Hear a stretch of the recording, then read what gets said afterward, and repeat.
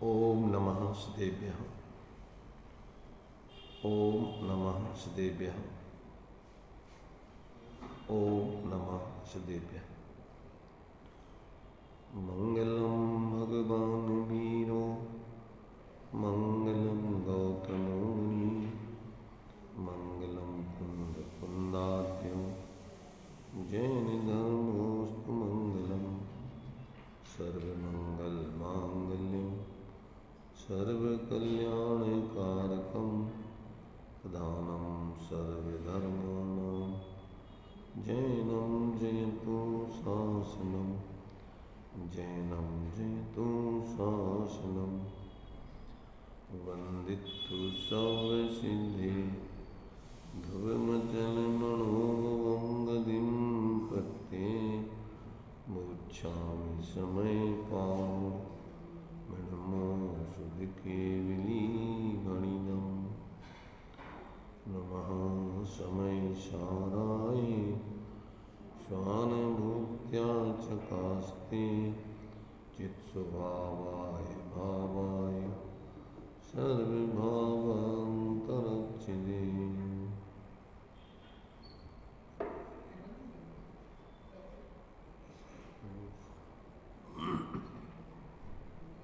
कर्ता कर्म अधिकार की अंतिम गाथा 144 इसको अपन ले रहे हैं। गाथा अपन ने पढ़ी आचार्य अमृतचंद देव की टीका और भावार्थ के माध्यम से अपन ने विचार किया कि पक्षातिक्रांति समय सार है, ऐसा निर्णीत हो गया कि नियम बना। तो अब उस पक्षातिक्रांत समय सार जीव की क्या दशा है, उस बात को यहाँ पर आचार्य देव ने स्पष्ट किया और उस पक्षातिक्रांत होने की विधि भी बतलाई। आचार्य अमृतचंद देव ने टीका में पक्षातिक्रांत होने की विधि भी बतलाई कि सबसे पहले तो श्रुतक ज्ञान के अवलंबन से ज्ञान स्वरूप आत्मा का निश्चय करके आगम से, पहले अपन ने दिया है आगम का सेवन, युक्ति का अवलंबन, पर गुरुओं का उपदेश और स्वानुभव। तो पहले तो अपने श्रुतक ज्ञान के अवलंबन से, आगम के माध्यम से या ज्ञानियों के उपदेश से ज्ञान स्वरूप आत्मा का निश्चय करके, और फिर जो आत्मा की प्रगट प्रसिद्धि के लिए क्या करना कि जो ज्ञान पर पदार्थों की प्रसिद्धि का कारण अनादिकाल से बन रहा है, जो अपने लिए मति ज्ञान श्रुतक ज्ञान, सब जीवों के पास दो ज्ञान रहते, तो जो अपना मति ज्ञान और श्रुतक ज्ञान क्या कर रहा है, पर पदार्थों की प्रसिद्धि का कारण जो इंद्रियों के माध्यम से प्रवृत्ति होती है, मन के माध्यम से प्रवृत्ति होती है, उससे आत्मा की प्रगट प्रसिद्धि नहीं होती है, उससे तो पर पदार्थों की प्रसिद्धि होती है। इसलिए कहते हैं उस ज्ञान को, उस मति ज्ञान को भी आत्मसन्मुख करो, और जो नाना प्रकार के विचारों में लगता है, जो मन का जो ज्ञान है, तो ये मन रूपी जो अपना उपयोग है वो नाना प्रकार से पक्षों से, दृष्टिकोणों से विचार करता है। तो उन विकल्पों पहले निर्णय करके दृष्टिकोणों से, और निर्णय करके उस मन संबंधी श्रुतक ज्ञान को भी, उस श्रुतक ज्ञान को भी आत्मसन्मुख करो, सारे विकल्पों को छोड़ के, और उसको भी अपने जो है उस ज्ञान को भी अपने स्वरूप सन्मुख करो।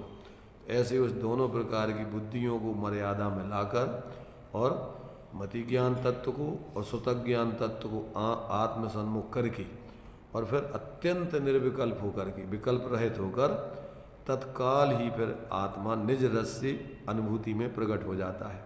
और वो आत्मा कैसा है, आदि मध्य अंत से रहित है, अनाकुल है, एक है, और सब विश्व के छह द्रव्यों से पृथक अलग तैरता हुआ, अनुभव में आता हुआ अखंड प्रतिभासित होता है। ऐसा जो है अनंत विज्ञान घन वो परमात्मा स्वरूप, वही समय सार है। और वो समय सार ही वास्तव में ऐसा अपने लिए जब अनुभव में आता है, तो वो जो है आत्मानुभव, स्वानुभूति, शुद्ध उपयोग, मोक्ष मार्ग, ऐसे अनेक नाम। यहाँ पर वही ऐसा आत्मा का जब सम्यक प्रकार दिखाई देता है तो उसी का नाम फिर सम्यक दर्शन और सम्यक ज्ञान 2 नाम देते। वैसे उसके कलश टीकाकार ने तो कहा कि अनंत नाम दे सकते हो, एक एक धर्म के आधार पर, एक एक गुण के आधार पर उसके अनंत नाम हो सकते और वो एक अभेद ही रहता है। उसके गुण धर्मों से उसके अनंत नाम रखे जा सकते कहे जा सकते, परंतु वो एक निर्विकल्प आत्मानुभूति पूर्वक जो अनुभव में आता है, ऐसा वो एक आत्मा सम्यक्तया अनुभव के काल में दिखाई देता है। अब इसके ऊपर जो है आचार्य अमृत चंद देव ने इस अधिकार के ऊपर अंत में 7 कलश लिखे हैं। तो 2 कलश तो इस 144वीं गाथा के स्वरूप को स्पष्ट करने के लिए पक्षातिक्रांत वाले समय सार को, और 5 कलश इस कर्ता कर्म अधिकार के उपसंहार के रूप में। इन अब 7 कलशों को भी अपन क्रम से देखते हैं, इसमें आचार्य देव क्या बतलाते हैं। तो नंबर 93 नंबर का कलश है, देखिए उसको अपन पढ़ते हैं।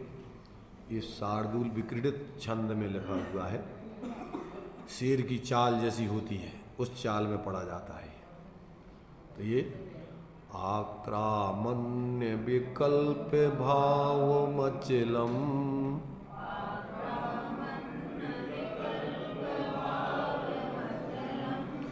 पक्षैर्नयानां बिना सारो यः समयस्य भाति निर्भृतैः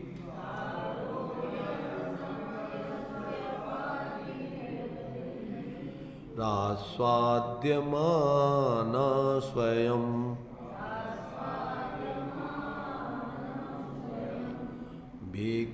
विज्ञानैकरसा सैष भगवान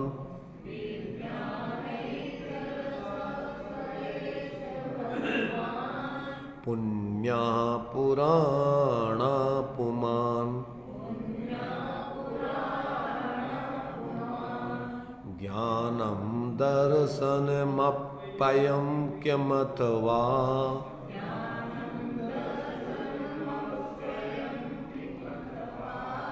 यत्किंचिनैकोप्ययम्।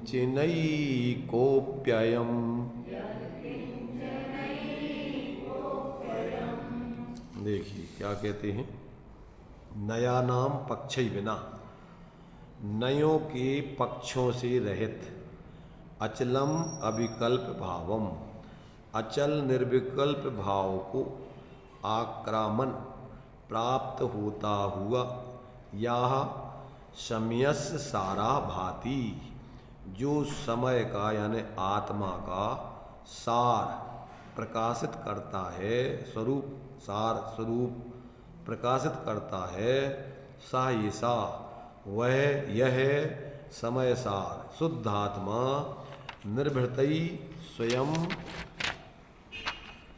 आस्वाद्यमाना, जो कि निर्भृत अर्थात निश्चल आत्मलीन पुरुषों के द्वारा स्वयं आस्वाद्यमान है, अर्थात अनुभव में आता है।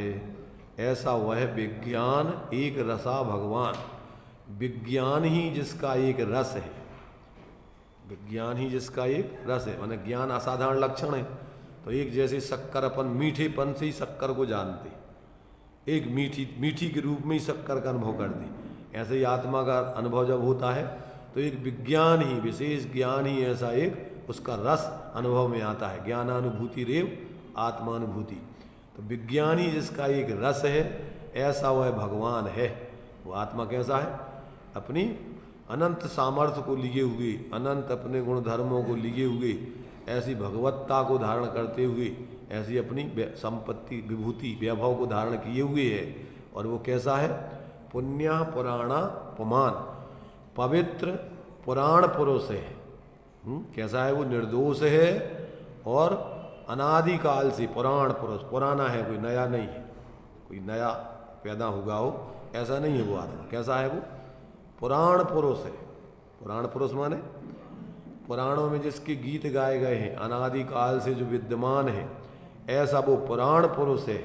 चाहे उसको अब ज्ञानम दर्शनम अपि अयम, ज्ञान कहो या दर्शन वह यही समय सार ही है। अथवा किम, कहते और अधिक और क्या कहें, यत किंचन अपि अयम एका, जो कुछ है सो यह एक ही है, मात्र भिन्न भिन्न नामों से कहा जाता है। कैसा है आत्मा? उसको भगवान कहो, पुराण पुरुष कहो, एक कहो, शुद्ध कहो, चैतन्य कहो, सम्यक दर्शन कहो, सम्यक ज्ञान कहो, सम्यक चारित्र कहो, जितने भी धर्म हैं सब एक एक नाम से कहे जा सकते। क्षमा कहो, मार्दव कहो, आर्जव कहो, सत्य कहो, शौच कहो, ब्रह्मचर्य कहो, सब नाम उसके ही हैं। तो ऐसे जो है कहते उसके, ऐसे उस एक आत्मा को ही ये सारे नाम दिए जाते हैं, पर वो एक है, अभेद है, नित्य है, शाश्वत है, आनंदमय है। तो ऐसा वो आत्मा जो है पुराण पुरुष किसको ज्ञान अनुभव में आता है? निर्भृतता सा, माने जो निर्भृत ही स्वयं, जो स्वयं निश्चल होकर के अपने आत्मा में विकल्पातीत होकर के, पक्षातिक्रांत होकर के उसका अनुभव करते हैं, ऐसे पुरुषों के अनुभव में वो आता है।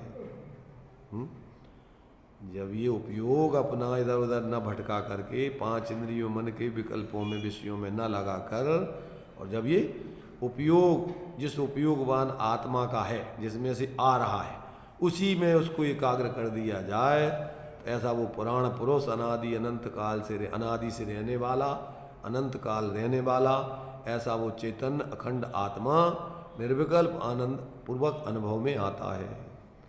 ऐसा जो है कहते ये समय सार स्वरूप आत्मा वास्तव में ऐसे अनुभवियों के ज्ञान में आता है, आत्मलीन पुरुषों के ज्ञान में आता है, सम्यक दृष्टियों को ऐसे आत्मा का अनुभव होता है, ऐसा जानना चाहिए। अब यह कहते हैं कि यह आत्मा ज्ञान से च्युत हुआ था, सो ज्ञान में आकर के ही मिल जाता है। कैसा है ये आत्मा?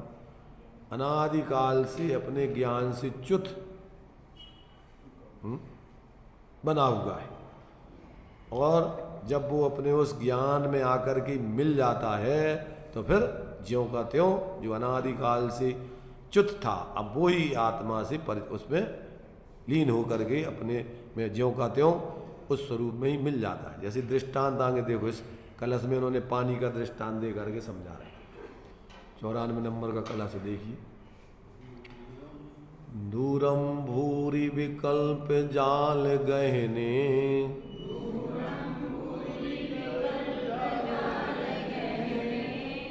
ब्राह्मण्य जौघाच्युतो,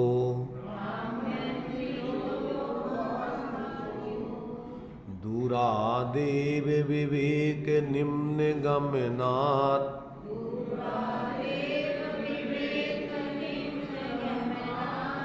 नीतो निजौघं बलात्,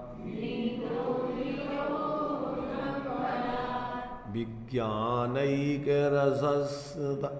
रसस्तदेक रसिनाम्,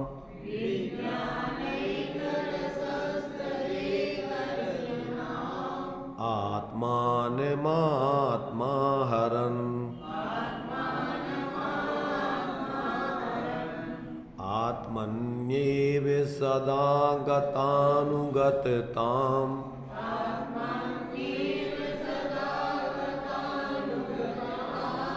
आयत्ययं तोयवत्।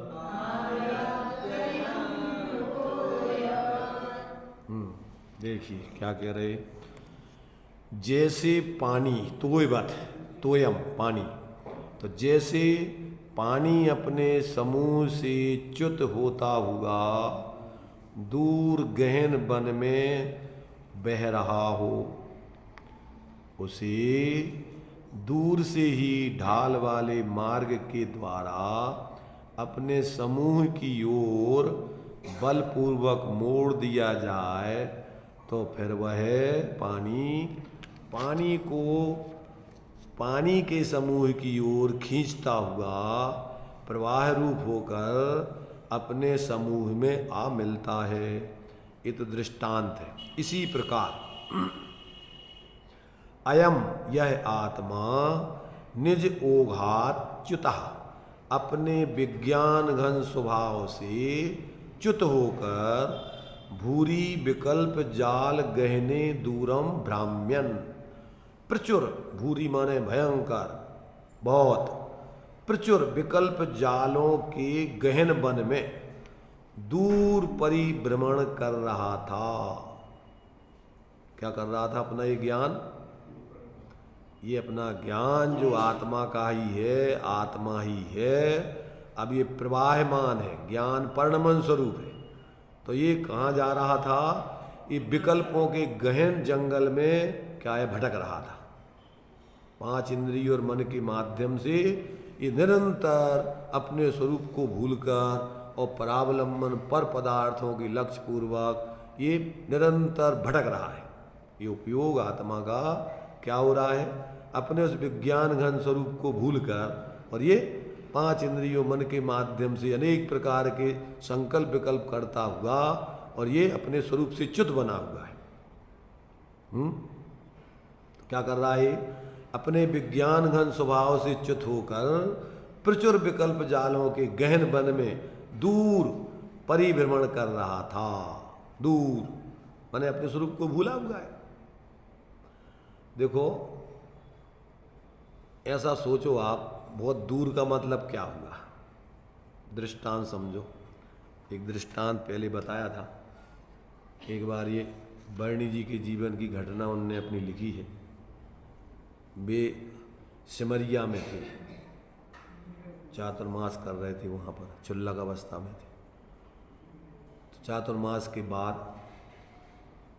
अब उनने कहा, लोगों ने कहा भाई शिखर जी की यात्रा को उनको जाना था, शिखर जी यात्रा में जाना है। तो लोगों ने कहा महाराज शिखर जी तो बहुत दूर है, आप ऐसा करो, अगर चातुर्मास के बाद विहार करने का नियोग आपको पूरा करना है तो थोड़े अपन गाँव के बाहर घूम आते हैं, तो इसके बाद में फिर आ जाओ। आपका जो है चातुर्मास का कि भैया 4 महीना के बाद विहार कर दिया, नियम होता है कि 4 महीने के बाद विहार करना चाहिए, वहाँ नहीं रुके रहना चाहिए साधुओं को।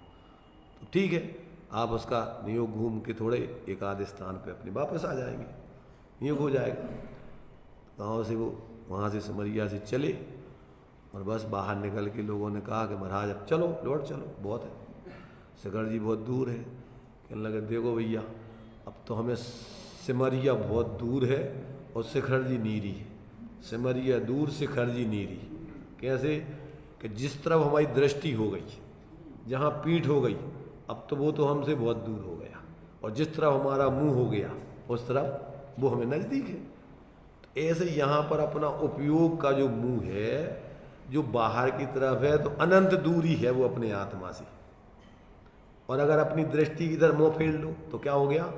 अपनी आत्मा, बस आत्मा तो है ही, उसी में ज्ञान में ही आत्मा है, ज्ञान में ही आत्मा व्याप रही है, पर अपना पीठ है उस तरफ, अभी अपने स्वभाव की तरफ से पीठ है, और संयोग और संयोगी भाव आदि की तरफ अपना उपयोग निरंतर लक्ष्य कर रहा है। इसलिए अनादिकाल से बहुत दूर भ्रमण कर रहा है अपने स्वरूप से। कितने दूर है? अनंत, अनंतानबंदी कसाय है ना। तो अनंतानबंदी कसाय माने एक क्षण को भी अपने स्वरूप की तरफ उसका दृष्टिकोण नहीं हुआ, अनंत काल हो गया। और है पर दृष्टि, अकेली दृष्टि पीठ बदलना अपन को इस तरफ, जैसे अपन सोते हुए में करवट बदल लो तो बिल्कुल क्या हो जाता है? एक होता है सूर्य स्वर, एक होता है चंद्र स्वर। यदि आपका बाएं करवट से सो रहे हो और गर्मी बढ़ गई है, दायां स्वर चंद्र स्वर, सूर्य स्वर कहलाता है। अगर आपको गर्मी बढ़ गई है तो आप दाईं करवट से लेट जाइए, चंद्र स्वर चलने लगेगा, आपके जीवन में गर्मी शांत हो जाएगी।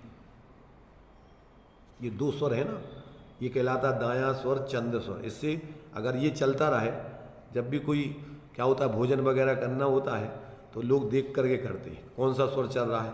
बाएं स्वर चलते हुए भोजन नहीं करना, अभी क्या है मंदाग्नि चल रही, भोजन आपको पचेगा नहीं, तो देख करके दिखता है कि ये दायां स्वर, तो अभी गर्मी अच्छी, अभी उष्ण अच्छी गर्मी है, भोजन करोगे अच्छा पचेगा। तो ये जो है एक सिर्फ एक करवट बदल लेने में आपके भाव पूरे के पूरे शरीर की दशा बदल जाती है। ऐसे ही आत्मा की दशा सिर्फ दृष्टि बदल लेने से पूरी दशा बदल जाती है। दृष्टि बदली कि सृष्टि बदल गई। स्वरूप अपना किधर है? ना वो मुझसे दूर है ना मैं उससे दूर, और दिखाई नहीं देता तो यह नजर का कसूर। क्या है? आत्मा आत्मा से कितनी दूर है? बिल्कुल दूर है ही नहीं है ना, उससे उसी पर्याय में तन्मय है। ना वो मुझसे दूर है, पर्याय से ना द्रव्य दूर है, ना द्रव्य से पर्याय दूर है। ना वो मुझसे दूर है ना मैं उससे दूर। द्रव्य और पर्याय आपस में कितने दूर दूर है? देखो तादात्म्य संबंध रहता है। ज्ञान की प्रतिपल उठे तरंग, झांकता उसमें उसमें ही आत्मा झांक रहा है, पर अपना लक्ष्य नहीं उस पर सिर्फ अकेला। एक कहावत है बुंदेलखंड में, कांख में बच्चा गांव में टेर। बूढ़ी अम्मा अपने बच्चे को कांख में दबाए हैं और गांव में ढूंढती फिर रही कि हमारा वो बच्चा ललुआ नहीं दिख रहा, आज कहाँ चलोगा, और वो कांख में दबा हुआ है और अपने किलकारी मार रहा है। ऐसी क्या दशा है अपनी? ऐसे ही अपन स्वयं आत्मा होते हुए अपनी ज्ञान की पर्याय में आत्मा ही व्याप रहा है, फिर भी आज तक हमारी नजर उस पर नहीं। हम आज तक दूसरों को देख रहे हैं, इधर देख रहे हैं, उधर देख रहे हैं, अपने तरफ नहीं देख। उसमें जो व्याप रहा है, उसको उस पर्याय में जो झांक रहा है। ज्ञान की प्रतिपल उठे तरंग, झांकता उसमें कौन झांकता है? परद्रव्य झांकता है कि आत्मा व्यापता है? गुण पर्याय व द्रव्यम, गुण पर्याय में द्रव्य व्यापता है कि पर पदार्थ व्यापता है? कौन रहता है बताओ? इसलिए तो अबाल गोपाल सबको जानने में कौन आ रहा है? सामान्य से वो आत्मा ही आ रहा है, परंतु हो कर रहा है। परंतु आज तक अपना उस पर लक्ष्य ही नहीं है, उस तरफ हम देखते ही नहीं हैं। रात दिन इधर उधर इधर उधर इधर उधर। जैसे कल हमने दृष्टांत दिया था कि उस मित्र के लिए बहुत इंतजार कर रहा है, पत्र लिख रहा है, फोन कर रहा है, और मित्र सामने खड़ा हुआ है। अब वो सोच रहा है मित्र के ये बोलना बंद करे, लिखना बंद करे तो अपन इसको मिले, पर वो उसके पास टाइम ही नहीं है। ऐसे ये आत्मा, पहली चीज तो आत्मा के बारे में इसको चिंता नहीं है, निरंतर पर की चिंता में लगा रहता है। बताओ किसकी चिंता? किसी को मकान की, किसी को शरीर की, किसी को रुपयों की, किसी को इज्जत की, किसी को काय की चिंता है इसको? बताओ। अपनी चिंता माने क्या? चिंता माने अपने हित की फिक्र, आत्मा के हित की। अपन अपने को सोचते नहीं है कि अपन कोई अलग चीज है। ये सब जो कुछ भी है दिख रहा है वो अपन नहीं है, अंदर में देखने वाला तत्व अपन है, तो उस तरफ अपना ध्यान ही नहीं है। क्या? मेहमानों की सेवा में मेजबान अपने को भूल गया है, उनकी खातिरदारी में स्वयं को खाना पीना भूल गया, भूखा है, परेशान है। एक दृष्टांत पंडित दीपचंद जी ने दिया है अनुभव प्रकाश में। एक धोबी था, गर्मी का टाइम था, नदी, गांव के बाहर नदी थी 10-12 किलोमीटर दूर, कपड़ा धोने जाता था तो वहाँ कपड़ा ले गया, वो अपने कपड़ा धो रहा था, उसको जोरों से प्यास लगी, गर्मी का मौसम था, तो अब वो सोचता है कि कपड़े धो लें, पानी पीना है उसको। अब वो क्या है, कपड़ों की चिंता में धोने की, वो कहता अब पी लूँगा, अब पी लूँगा, अब पी लूँगा, प्यासे प्यासे मर गया, वो पानी नहीं पी पाया। क्या करना था उसको? सिर्फ थोड़े समय उस विकल्पों को, कपड़ों के धोने के विकल्प छोड़ के, और उसी में खड़ा है पानी में, उसको सिर्फ हाथ में लेकर के पानी पीना था। इतना भी टाइम नहीं है अपने पास। है टाइम अपने कहाँ? अपने पास जल्दी जल्दी जल्दी जल्दी जल्दी जल्दी जल्दी जल्दी मंदिर आता है, जल्दी पूजा करना, जल्दी स्वाध्याय करना, जल्दी। अरे किसके लिए कर रहे हैं भाई? किसको पूजा कर रहे हैं? किसका स्वाध्याय कर रहे हैं? क्या कर रहे हैं? जो तुम्हें अपने को दिखाने के निमित्त थे, कारण थे, वो व्यवहार उसी को तुमने धर्म मान के और अपने से उनसे उसी के कारण से अपने से दूर बने हो। तुम जो भी बता रहे ना अपन, कि अपने बारे में भी शुद्ध आत्मा का विचार भी शुद्ध आत्मा का अनुभव नहीं होने देता है।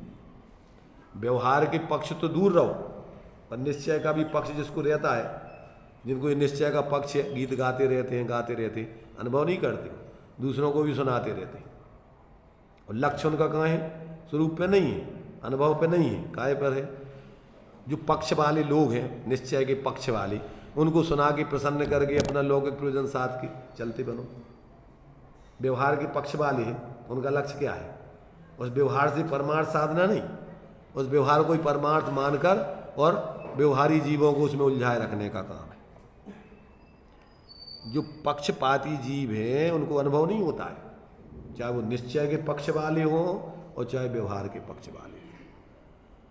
जब तक पक्षातिक्रांत होकर स्वरूप का अनुभव नहीं करोगे, तब तक आपको जीवन में शांति की गंध नहीं आएगी। धर्म के नाम पर पार्टियां बना करके व्यक्तियों के अपन अंध श्रद्धालु बन के और सिर्फ अपने को झूठा धर्मात्मा मानते, जबकि धर्मात्मा किसी का अनुयायी नहीं होता है, धर्मात्मा स्वयं का अनुभवी होता है। और व्यवहार से वो ज्ञानियों के बहुमान आता है, उसको बोलता है। बोलते ही मंगलाचरण में सबसे पहले अपन मूल ग्रंथ कर्तारा सर्वज्ञ देवा तदुत्तर ग्रंथ कर्तारा गणधर देवा प्रतिगणधर देवा तेसाम वचनानुसार। तो उसको बहुमान सबका है, पर शांति अपने स्वरूप के अनुभव में ही आती है। इसलिए वो कोई एकांत से किसी का ऐसा भक्त नहीं होता, अंधा भगत जानता है कि वे भी अपनी आत्मा का अनुभव करके सुखी हुए, पंच परमेष्टि है तो अपने स्वरूप का अनुभव करके सुखी हुए। और अपन को उनने वो विधि बताई, सर्वी अनंत ने विधि नष्ट की ने जिस विधि सबको बताई, ये नहीं बताई कि तो हमारी पूजा भक्ति करत रहो। बहुमान आता है, निचली भूमिका जब तक रहेगी उसको नहीं कृतम उपकारम साधवो विस्मरन्ति। सज्जन पुरुष किए हुए उपकार को कभी भूलते नहीं, जब तक वो संसार दशा में रहेंगे। इसलिए उनको बहुमान आता है, पर एकांत से नहीं, वही बहुमान में ही अपन अपने को भूल जाए। आता समझ में? ये कह रहे कि भैया ये पक्षातिक्रांत हुए बिना तुम्हें उस शुद्धात्मा की अनुभूति और उसका जो आनंद है, शांति है, धर्म स्वभाव का, वो तुम्हें मिलेगा नहीं जब तक इस कार्य को आप पूर्ण लगन के साथ। और ज़्यादा कठिन काम नहीं, अरे एक क्षण का काम है, अपन सिर्फ समर्पण चाहिए पूरा। जिस क्षण तुम्हें समर्पण आ जाए कि बस यही मैं हूँ, यही मेरा स्वरूप, इसके अलावा मेरा कुछ नहीं, उसी क्षण परिणति तुम्हारी और स्वरूप तुम्हारा। तो इधर लेने देने का है किससे? किसी से कुछ पूछना है? कुछ चाहिए क्या? आत्मानुभव करने के लिए क्या करना? पक्षातिक्रांत होने के लिए क्या करना? किससे क्या लेना, क्या देना? बस इतना समझ में आ गया कि ये अपना स्वरूप ऐसा एक ज्ञान स्वरूप है, सामान अपनी परिणति में व्याप रहा है, तो अपन को इधर उधर भटकाने वाली परिणति को शांत करके अपने में एकाग्र कर दो, बस खत्म। तो अब अपन क्या करते हैं? लिखी लिखाई पढ़ लेते हैं और बोलने लगते हैं, मैं शांत निराकुल चेतन हूं। अरे भाई क्या कर रहे तुम? कैसे शांत निराकुल चेतन? ऐसे होते शांत निराकुल चेतन? आकुलता करते हुए बोलना ये शांत निराकुल चेतन का स्वरूप है? अरे चुप हो जाओ, शांत होकर के अंदर में देखो, अनुभव करो, शांत निराकुल हो तो। ज़्यादा अब तुम मम्मा के सामने मम्मिया और की बातें मत करो। हैं? भगवान को सुना रहे तुम, क्या किसको सुना रहे? भगवान को नहीं पता कि तुम शांत, उन्हीं ने तो तुम्हें बताया कि तुम शांत निराकुल चेतन हो। तो वे तो तुमसे कह रहा है कि तुम प्रत्येक जीव शांत निराकुल चेतन है, और अपन उनको ही सुनाने लग गए। इसलिए भाई अपन को जीने के लिए है, समझ करके उस रूप ढल करके उसका आनंद भोगने के लिए। और ये नहीं करोगे तो आज तक अपनी दुर्दशा हो रही है, समझ रहे? व्यवहार से उनका सानिध्य पा करके भी उनकी नहीं मानोगे तो बहुत दुर्दशा होगी। उनको तो मान रहे पर उनकी नहीं मान रहे अपन। क्या कर रहे? पिताजी को मान रहे, उनको माला डाल रहे, और पिताजी कह रहे जो किसी को नहीं मान रहे। हो तुम पिताजी के मानने वाले? गांधी जी के जीवन में ऐसा हुआ कि गांधी जी की जय जुलूस में जा रहे हैं और वे कह रहे हैं कि देसी कपड़ा व्यापार और देसी वस्तुएं माने वापरो, काम में लो, और बढ़िया विदेशी कपड़े पहने हुए हो गांधी जी की जय। तो उन्होंने कहा तुम हमें गाली दे रहे हैं कि हमारी जय बोल रहे हैं? तो बताओ। ऐसे ही अपन बीतराग भगवान के अनुयायी अपन ये बताओ कि मोह ममता में पढ़ करके, पक्षपात में पढ़ करके भगवान के अनुयायी हैं कि पक्षातिक्रांत होकर के उनके अनुयायी? उनको जरूरत नहीं है तुम्हारी जय बुलवाने की। तुम उनने जैसा जीवन जिया उसको तुम जियो, उनको बस वो ही तुम्हारा उनका सच्ची भक्ति है। अब वो नहीं करोगे तो ऐसी जीवन अनंत बार सब कर लिया, पर जीवन में शांति की गंध नहीं आई। इसलिए यहाँ कह रहे भैया देखो कि आज तक अपन ने क्या किया कि ये अपना कार्य नहीं किया। तो यहाँ कहते हैं कि वो जो आत्मा है अपने अनादि काल से, अपने ओग से, अपने विज्ञान घन स्वरूप से च्युत होकर प्रचुर विकल्प जालों के गहन वन में दूर परिभ्रमण कर रहा था। अब वो दूर तो अपन को इसलिए कि चूंकि अपन ऐसा सोचो कि घर में रह कर के भी अगर अपनी दुश्मनी है, द्वेष बुद्धि है, तो अपन उससे दूर हो कि नज़दीक हो? घर में रहते हो, बोलते नहीं हो उसकी तरफ, उसका कोई एक दूसरे से बातचीत नहीं होती। और एक व्यक्ति कोसों दूर रह रहा है, विदेश रह रहा है, और कभी भी भूलता नहीं है, याद आती रहती तुम्हारी। कौन नज़दीक है कौन दूर है? अपन पढ़ते हैं कि वो पास रहे या दूर रहे, नजरों में समाया रहता हो, इतना तो बता दे कोई हमें। क्या ये मित्रता दोस्ती यही कहलाती है कि दोस्ती घर में रहो, नजदीक रहो और एक दूसरे को देखो नहीं, बात नहीं करो। ऐसे ही अपन अपनी परिणति उस स्वरूप के साथ ही रह रही है, परंतु आज तक उसका अर्थ पर्श नहीं देखा ही नहीं, फूटी आंखों भी नहीं देखा। तो क्या है तुम्हें ये बताओ? आत्मा की तुम्हें दोस्ती है आत्मा से तुम्हारी परिणति? तो जब तक आपकी नजरों में आपका उपयोग बाहर रहे, परंतु आपकी श्रद्धा में, दृष्टि में वो स्वरूप बना रहे, तो आपकी उससे परिचय चल रहा है। क्योंकि छद्मस्त व्यक्ति का सदा उपयोग आत्मा में नहीं जुड़ा रहता है। दोस्त ऐसा नहीं है कि सदा गले में हाथ डाल के घूमता रहता है। क्या करता है? अरे वो तो कहीं भी रहता है, परंतु उसके उपयोग में उसके प्रति अनन्य आत्मीयता बनी रहती है, कभी भी उसके प्रति कभी दुर्भाव नहीं आता है। तो ऐसे ये परिणति निचली भूमिका में छद्मस्त जीवों की उपयोगात्मक रूप में भले ही बाहर के कामों में लगी रहे, परंतु अंदर में, लब्धि में, अभिप्राय में एकमात्र अपने स्वरूप के अलावा और किसी को नहीं चाहती। 3 प्रकार के जीव हैं। एक है सामान्य मिथ्या दृष्टि, एक है सम्यक सन्मुख मिथ्या दृष्टि, और एक है सम्यक दृष्टि छद्मस्त, और चौथे नंबर के हैं सम्यक दृष्टि सर्वज्ञ। 4 प्रकार के जीवों का विचार करो। तो अब ये बताओ कि सामान्य मिथ्या दृष्टि क्या करता है, सम्यक सन्मुख मिथ्या दृष्टि क्या करता है, और छद्मस्त सम्यक दृष्टि क्या करता है, और सर्वज्ञ सम्यक दृष्टि क्या करती है? 4 प्रकार के जीव समझ में आ गए कि नहीं आए? एक सामान्य मिथ्या दृष्टि जीव है, ठीक है। अब सामान्य मिथ्या दृष्टि जीव क्या करता है? क्यों मिथ्या दृष्टि है वो?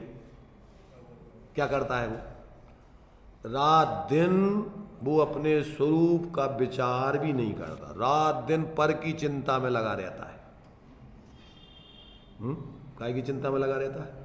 शरीर, मकान, दुकान, पैसे, परिवार, कुटुंब, इज्जत, आबरू, मान, सम्मान, सब इसी में रात दिन इसी की चिंता में लगा रहता है। उसको कभी भूल के भी अपनी याद नहीं आती, कभी अपना विचार नहीं करता है। मैं कौन हूँ, आया कहाँ से, और मेरा रूप क्या, संबंध दुखमय सुखमय कौन है, स्वीकृत करूँ, परिहार क्या, इसका विचार विवेकपूर्वक शांत होकर कीजिए। तो सर्व आत्मिक ज्ञान के सिद्धांत का रस पीजिए। किसका वचन इस तत्व की उपलब्धि में शिवभूत है। निर्दोष नर का वचन रे वो स्वानुभूति प्रसूत है।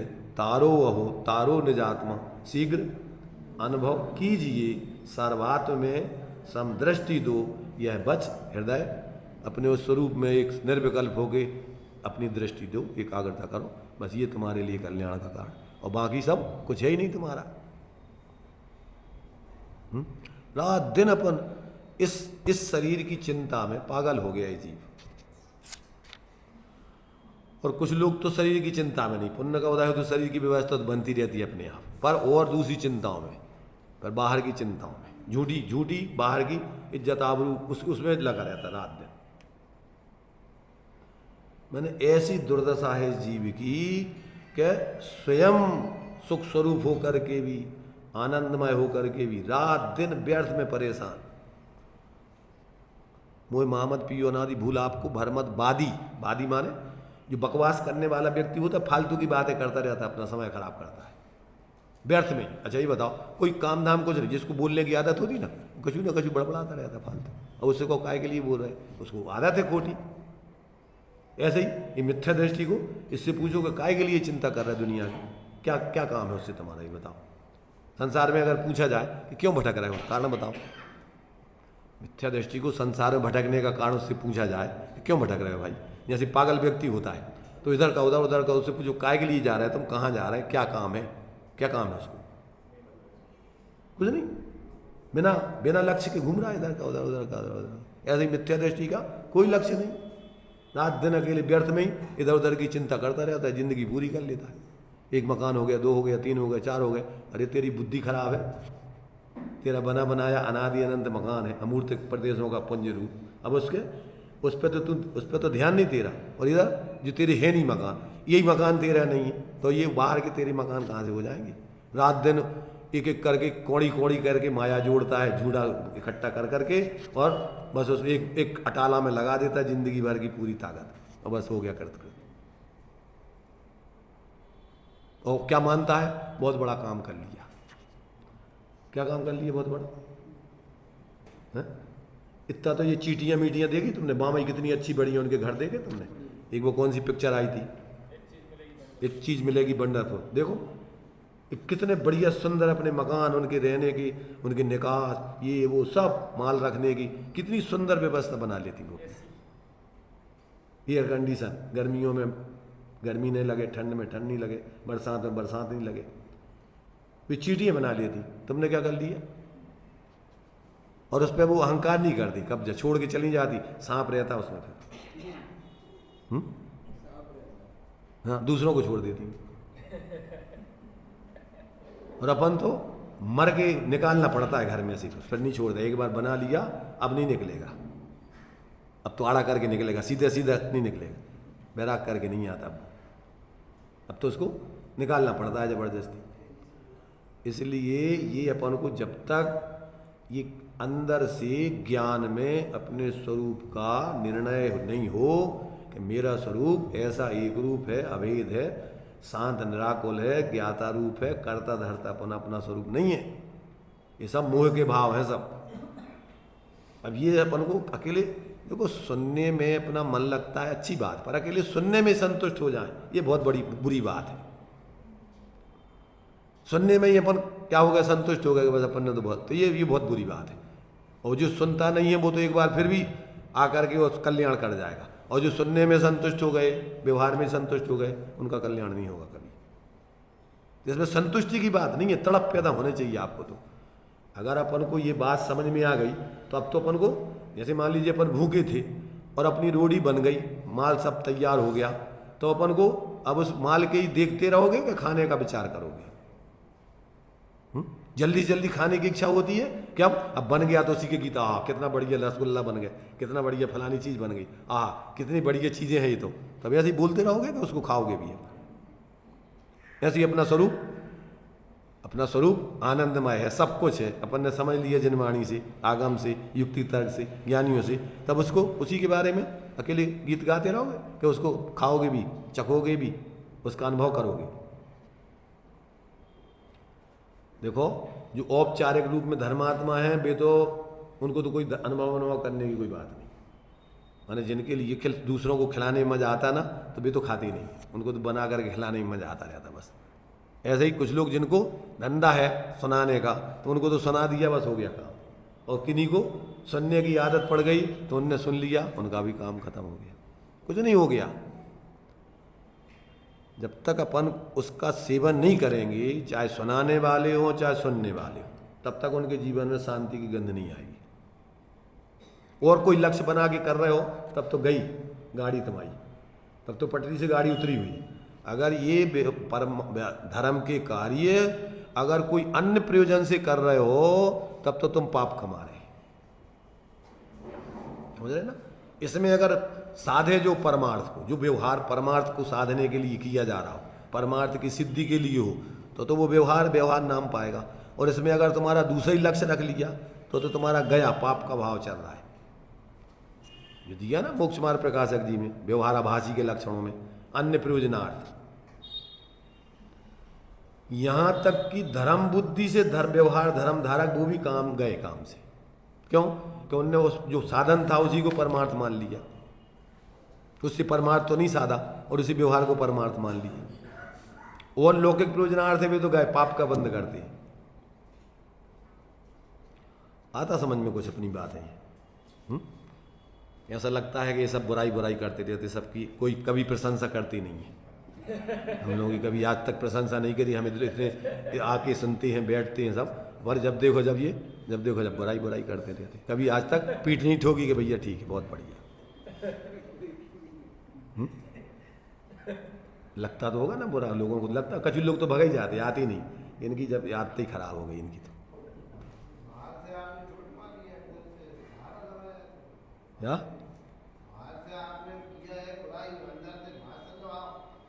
हम बुराई कर रहे हैं क्या कर रहे हैं, तो तुम समझने वाला समझ सकता है। जो ज़्यादा हितैषी होता है उसकी जब तक पूरी गलती न छोड़ दे वो, तब तक उसको बताता रहेगा। अब वो कहेगा तुम जब देखो जब गलती, अच्छा ही हमारी देखती नहीं है, तो गए काम से बस तुम्हारा काम होगा, बस अभी से आगे नहीं बढ़ते हो भाई। ये तो अपन अनंत बार कर लो, यहाँ तक आए, अब उसके लिए तो अपन सामान्य से कह ही दिया कि भैया यहाँ तक आ गए वो तो अच्छा है, परंतु अब इतने आके इतने अकेले बैठ के थोड़ी इतने अपना बैठे रहने से काम चलेगा। मूल प्रयोजन अपन को जो साधना है वो साधो, तब तो काम बने। इतनी ऊंचाई पे आ गए और फिर यहाँ पर ढीले पड़ गए। एक वो दृष्टांत देते ना पंडित जी, एक व्यक्ति कुआं में पड़ गया था, अब उसको एक व्यक्ति ने जो रस्सी डाल के निकाला, अब उसने कहा भैया निकाल, लगा मेहनत लगा, वो कहता बहुत मेहनत करी, आधी कुआं तक आ गया। अरे कही अब तो हमारी बस की नहीं है भैया, थक गए। अरे बेटा आधी कुआं चढ़ाया, थोड़ी और मेहनत कर। उसने और मेहनत की, पौन कुआं तक आ गया, ऊपर थोड़ी सी और रह गई। और वो कह रहे भैया अब तो हमारे बिल्कुल बस की नहीं है, अब तो कहो तो हम छोड़ देवे हाथ। अरे मूरा, इधर तक आ गया तुम बिल्कुल, अब के छोड़ दो, कहो तो छोड़ देवे, हम कहें छोड़ दे। हम तो आखिरी तक यही कहेंगे कि भैया और तनक हिम्मत लगा, एक बिल्कुल तनक तो रह गया तुम, अब इधर तक आ गए अपन, अब तनक सी और मेहनत कर ली तो ऊपर आ जाएगा। अब तू कहेगा हमारे बस की नहीं है, अब तो हम कहो तो छोड़ देवे, तो हम तो नहीं कहेंगे छोड़ दो, हम क्यों कहें छोड़ दो, तू वैसे ही छोड़, अनादिकाल से छोड़ रहा है, कुएं में पड़ा ही हुआ है, मिथ्यात्म अज्ञान में। इसलिए भाई देखो, अंतिम समय तक जब तक आपको यहाँ पर ये कह रहे किसी लोक से ऊपर नहीं तैरने लग जाओ, क्या है, जब तक इस लोक के ऊपर नहीं आ जाओ, जब तक तुम्हारी अलग सत्ता तुम्हें भाषित नहीं होने लग जाए, तब तक आपको कहीं रुकना अटकना नहीं, कहीं चैन नहीं लेना है। अन्यथा अनंत बार जीव ऊपर तक आ करके और भटक गया, 9वें गिरह तक जा करके और फिर जो कहते हो निगोद चला गया। पंच परावर्तन अनंत बार किए ना, तो अनंत परावर्तन में कहाँ तक पहुँच गया, 9वें गिरह गर्दन तक आ गया, और गर्दन से फिर जो कहते हो चला गया, मोक्ष की गर्दाने तक पहुँच गया। बाहर में व्यवहार से, परमार्थ से तो वो कुछ नहीं, उसकी अंदर जो कहते हो बाहर में लगा रहा। इसलिए आचार्य कहते हैं भैया देखो, अब अपने उपयोग को आप क्या करो कि जो अनादिकाल से अपने विज्ञानगण स्वरूप से च्युत होकर प्रचुर विकल्प जालों के गहन वन में दूर परिभ्रमण कर रहा था, उसे दूर से ही विवेक निम्न गमनात्, विवेक रूपी ढाल वाले मार्ग द्वारा निज ओघम बलात् नीतः, अपने विज्ञान घन स्वभाव की ओर बलपूर्वक मोड़ दिया गया। कैसा? टोडरमल जी कहते हैं हम जबरदस्ती भी तुम्हारे लिए तुम्हारे हित की बात करेंगे। क्यों? कि अनादिकाल से तो अपन क्या कर रहे हैं, अपना अहित कर रहे हैं। तो पहले जबरदस्ती भी उसको हित के मार्ग के लिए आपको जबरदस्ती भी कराई जाए तो भी वो खराब नहीं है।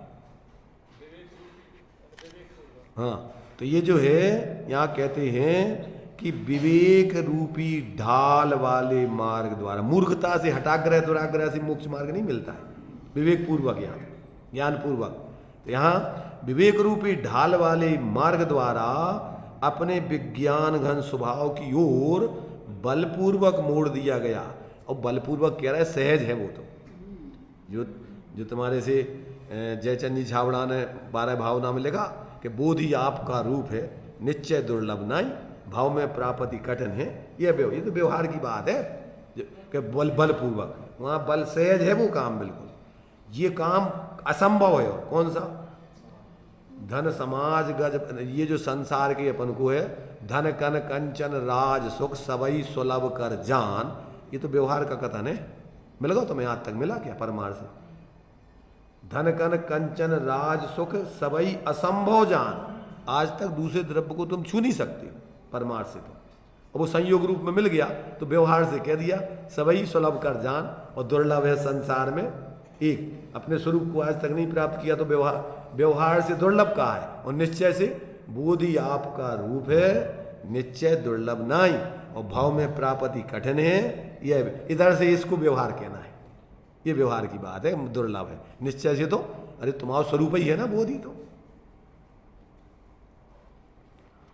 नहीं आता समझ में। तो कहते हैं ये बलपूर्वक मोड़ना कहना व्यवहार का कथन है, परमार्थ से तो सहज है वो। ज्ञानी कहें सहज का धंधा, वाद विवाद करे सुगंधा। तो यहाँ वाद विवाद का क्या काम है? यहाँ तो सहज काम है, अपने सहज अपने उपयोग को, अपने इधर उधर जो कसायों के अधीन होकर जो पराश्रय को धारण करके भटक रहा है उपयोग, उसको सहज अपने उपयोग ज्ञान में जागृत करके और अपने ज्ञान में जोड़ दो, अपने ज्ञान स्वरूप आत्मा में जोड़ दो। ऐसा मोड़ दिया गया। इसीलिए क्या है, तद एक रसी नाम, केवल विज्ञान घन के ही रसिक पुरुषों के विज्ञान एक रसा आत्मा, जो एक विज्ञान रस वाला ही अनुभव में आता है, ऐसा वह आत्मा आत्मानम आत्मनि एव आहरण, आत्मा को आत्मा में खींचता हुआ, आहरण ग्रहण करता हुआ, अर्थात ज्ञान को खींचता हुआ। अब खींचना मीचना तो ये कहवे की बात है ये सब व्यवहार के कथन है सब। वास्तव में तो अपना उपयोगवान का है, और अपन उधर नहीं झांको इधर झांक लो तो बस स्वरूप है ही तुम्हारा। तो ज्ञान को खींचता हुआ प्रवाह रूप परिणमनशील है, अपनी परिणत उपयोग ज्ञान तो वो परिणमनशील है, तो वो अपने स्वभाव की तरफ परिणमन करे, पर के लक्ष्य नहीं करे। बस इतना सा है। सदा गतानुगतताम आयाति, सदा विज्ञान घन स्वभाव में आ मिलता है, उसी में लीन होकर के अतीन्द्रिय आनंद को भोगता है। ज्ञानानुभूति रेव आत्मानुभूति, ऐसा गजब का जो है ये आचार्यों ने अपने लिए उपदेश दिया है। इसमें इन्होंने जो कलश टीकाकार है, इसमें भी इन्होंने बहुत बढ़िया दृष्टांत वगैरह दिए हैं सुंदर तरीके से। और ये इन्होंने इसका जो स्वरूप बताया है, तो उसमें भावार्थ के रूप में सामान्य से बहुत सुंदर तरीके से स्पष्टीकरण देते हैं। अब ये भाव तो इनका भी वो इसी प्रकार का है, परंतु इनने दृष्टांत अपने तरीके से दिया है। ये दिया देखो, इसको भी थोड़ा हम पढ़ रहे हैं। अयम आत्मा गतानुगताम आयाति तोयवत, द्रव्य रूप विद्यमान है ऐसा चेतन पदार्थ स्वरूप से नष्ट हुआ था, स्वरूप से नष्ट हुआ था। सो वहाँ भ्रष्ट हुआ था, यहाँ नष्ट हुआ था। अभी सब शब्द अलग अलग है पर भाव एक ही। सो फिर उस स्वरूप को प्राप्त हुआ। अब जो स्वरूप को अगर नष्ट हो गया होता तो फिर स्वरूप को प्राप्त कैसे हो जाता?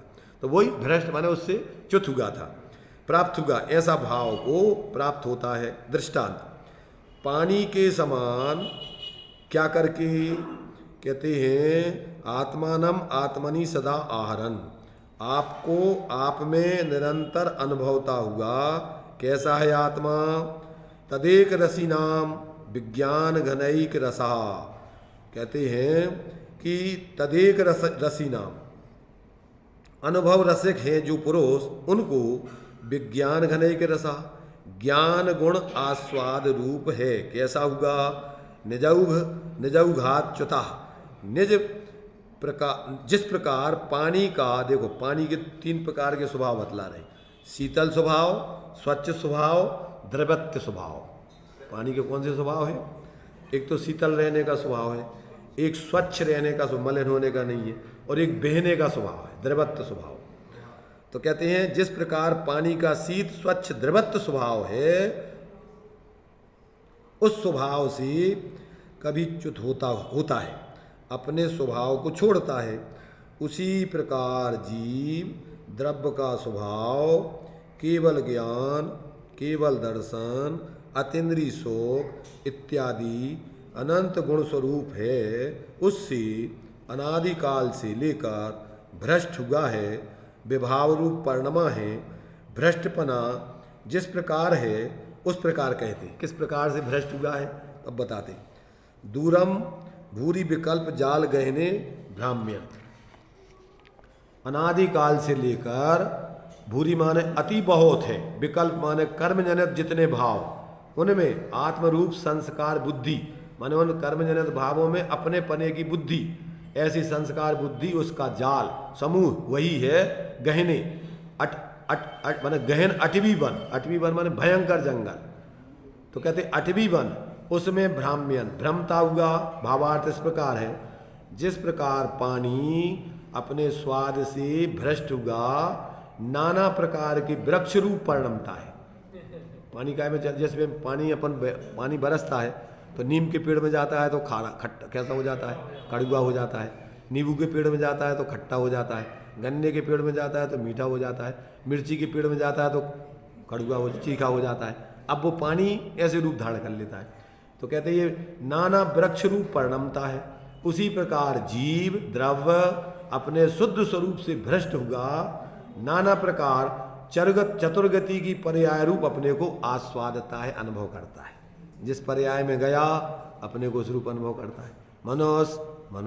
मनुष्य में अभी स्त्री, पुरुष, नपुंसक, फिर उसमें अभी शादी हो गई, बहू, पत्नी, पति, फिर उसमें बच्चे हो गए तो माता, फिर बच्चे की शादी हो गई तो सासू। क्या बन गया ये? क्या बन गया ये आत्मा? कपोल कल्पनाएं अपने ज्ञान में मिथ्या करता रहता है इंसान, अपने स्वरूप को भूल के, और ये सब नाटक करता रहता है। नाटक ये अनुभव बाप बन गया। क्यों? यदि बाप के बाप हो गए तुम बेटा के बाप हो। क्या बाप के बेटा हो क्या बेटा के बाप? हाँ, बाप के बाप नहीं है, बाप के बाप बने बेटे। तो ये कल्पोल कल्पनाओं में जीव अपने स्वरूप से भ्रष्ट होकर के रात दिन इन्हीं कल्पनाओं में, और इतना दम्भ उसका। अब सास बन गई अगर, और बहू अगर थोड़ी अगर बोल गई जोर से, तो सास की फिर समझ लो हालत खराब है। आज हमसे ऐसा बोल दिया इसने, जी हमारी सास बन गई। क्या हो गया भाई? कौन हो तुम ये तो बताओ, वो कौन है? कुछ अंतर है तुम में उसमें? जब तक तत्व ज्ञान नहीं हो तब तक मैत्री भाव पूर्वक व्यवहार का धर्म नहीं निभाया जा सकता है। अगर तत्व ज्ञान हो तो सास बहू का धर्म भी निभाएगी, परंतु अंदर में दम्भ नहीं करेगी। आत्मीयता पूर्वक, विनय पूर्वक एक दूसरे संयोग करेंगे, आनंद से जिएंगे। कभी कोई एक दूसरे की गलती होती तो अरे कोई बात नहीं, ऐसा नहीं कि अब पकड़ लिया और एक धारणा बना ली, अरे तो कहाँ गई कलमुही कलूटी आ गई, जब से आई हमारा घर सत्यानाश कर दिया इसने। अंदर में जो कल्पनाएं है, मिथ्या कल्पनाएं, पर्याय दृष्टि, संयोगाधीन दृष्टि, औदिक दृष्टि, मिथ्या दृष्टि, ये जीव को एक क्षण चैन से नहीं बैठने देता। कैसा भाव आता? तो विचार करो भाई। तो ये कहते हैं जीव क्या है? जीव द्रव अपने शुद्ध स्वरूप से भ्रष्ट हुआ, नाना प्रकार चतुर्गति पर्याय रूप अपने को आस्वादता है। और आस्वाद होगा तो कैसा होगा? कि बलात् निजौघम नीता, बलजोरी से अपने शुद्ध स्वरूप लक्षण निष्कर्म अवस्था उस रूप परिणमा है, ऐसा जिस कारण से हुआ वही कहते। कैसे हो गया ये? तो कहते दूराते अनंत काल फिरते फिरते हुए प्राप्त हुआ ऐसा जो विवेक निम्न गमनात्, विवेक माने शुद्ध स्वरूप का अनुभव, ऐसा जो निम्न गमनात् नीचे वाला ढलने वाला मार्ग, स्वभाव में ढलने का मार्ग, उस कारण से जीव क्या है? द्रव्य का जैसा स्वरूप था वैसा प्रकट हुआ। भावार्थ इस प्रकार है, जिस प्रकार पानी अपने स्वरूप से भ्रष्ट होता है, काल निमित्त पाकर पुनः जल रूप होता है, नीचे मार्ग से ढलकता हुआ उसी पानी के पुंज रूप फिर हो जाता है, उसी प्रकार जीव द्रव अनादि से स्वरूप से भ्रष्ट है, शुद्ध स्वरूप लक्षण सम्यक्त गुण के प्रकट होने पर मुक्त होता है, ऐसा द्रव्य का परिणाम जानना चाहिए। मुक्त हो जाता है। कैसे मुक्त हो जाता है? मुक्त को अनादिकाल से मुक्त स्वभाव ही तो है, इसको अपन बोलते प्राप्त की प्राप्ति। वो परमात्मा छू एम निर्णय एम नक्की एम अनुभव, तो परमात्मा तो स्वभाव से है, पर पर्याय में ऐसा निर्णय अनुभव करना है, और ऐसा अनुभव हो गया तो गया मिथ्यात्व से दूर। अब सदा काल अपने चैतन्य को चैतन्य रूपी चिन्ह मूर्त दृष्टि उसकी बन गई, अब कभी अपने को पर्याय दृष्टि रूप अनुभव नहीं करेगा। इसलिए देखो भाई, काम बहुत सहज सरल आनंदमय अपना है, और अगर इसको अपन करो तब तो समझ लो कि तुम्हारा स्वाध्याय जैन कुल पाना सब चर्चा ये सब सार्थक। और ये नहीं करके और इसी का अपन बल्कि और दम्भ करके अपने को धर्मात्मा झूठा माने तो समझ लेना कि आगे तुम्हें स्वरूप की प्राप्ति होने वाली नहीं, और ये सदनिमित्त भी मिलने वाले नहीं। अगर इनका दम्भ करके पाप कमाओगे तो आगे संयोग भी नहीं मिलेंगे। इसलिए अपन को आचार्यों की ऐसी अंदर की ये करुणा अपन समझ करके और उनके उपदेश से अपन अपने ज्ञान को सम्यक बना के अपना प्रयोजन साधें। चलिए।